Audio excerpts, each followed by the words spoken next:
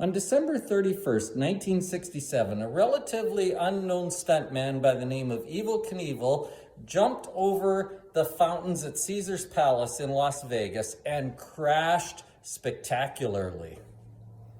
Before the jump, he had tried to convince ABC's Wide World of Sports to film the jump live, and they weren't interested. There were lots of guys jumping bikes back then. They couldn't care less. They didn't think it was going to be worthy of putting on TV. So Evel Knievel hired his own film crew, and after he crashed, that footage became really, really interesting and really, really valuable.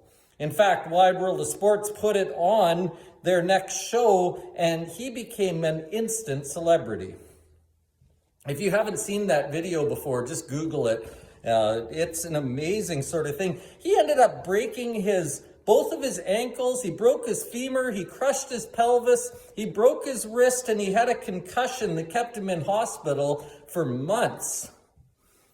But that huge, colossal failure ended up being the thing that launched his entire career. He wouldn't have chosen that ending, but in a way it ended up being the best thing for him.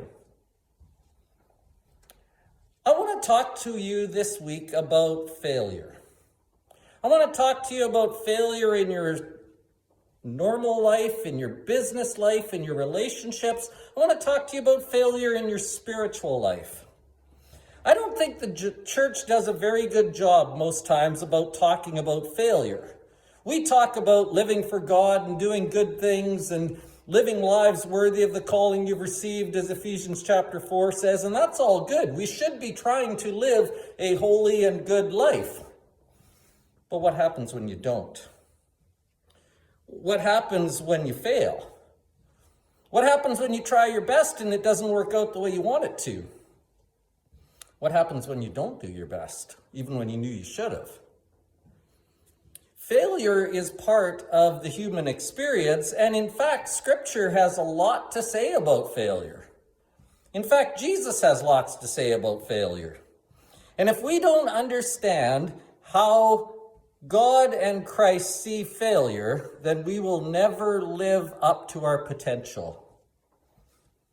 No one ever wants to fail. No one wants to celebrate failure, but sometimes failure can be used for our good. The sermon this week is going to deal with all sorts of that sort of stuff. It is called Your Failure Isn't Final.